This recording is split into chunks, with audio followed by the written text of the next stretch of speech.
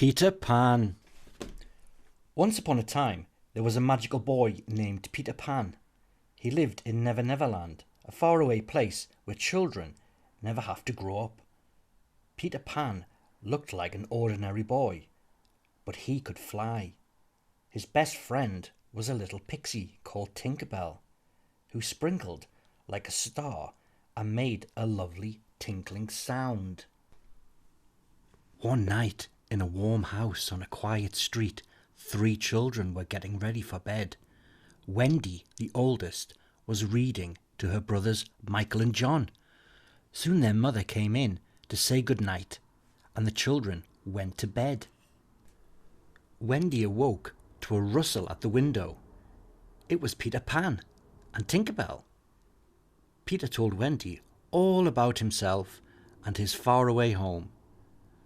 "Come with us to Never Never Land," cried Peter, "and you'll never have to grow up." Wendy was excited.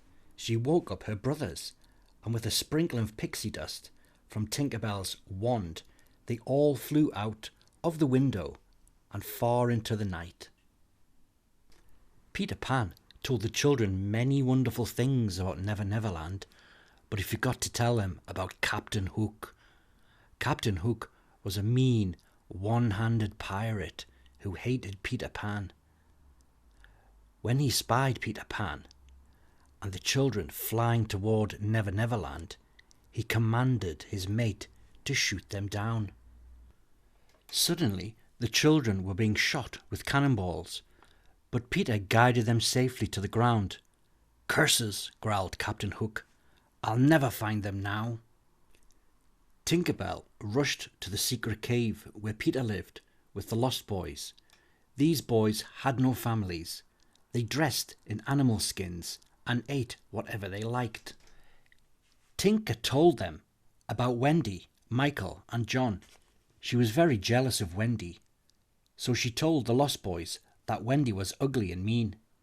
Peter got mad when he heard about this, and he sent Tinker Bell away.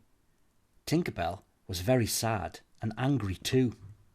The Lost Boys took Michael and John to play with their Indian friends, but instead of playing, the Indian chief tied the boys up and shouted, "Where is my daughter, Tiger Lily?" Meanwhile, Peter Pan and Wendy were visiting Mermaid Lagoon.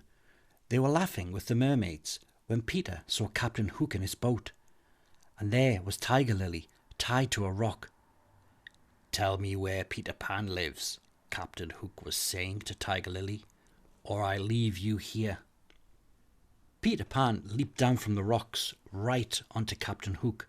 The boat tipped over, and Captain Hook and his mate splashed into the water.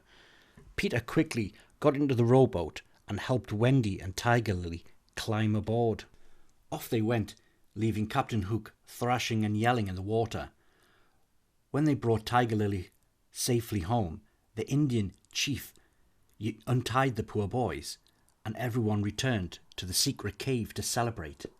Everyone except Tinker Bell, who was all alone and thinking of ways to get rid of Wendy. Tinker Bell decided to show Captain Hook the entrance to the secret cave. Captain Hook waited there for the children to come out. Then he and his mate grabbed them one by one. Captain Hook brought his prisoners to his ship. Now he would make them walk the plank. Poor Wendy was first, trembling. She stepped off the plank, but she never hit the water. Peter Pan rescued her. Peter flew up to the deck of the ship.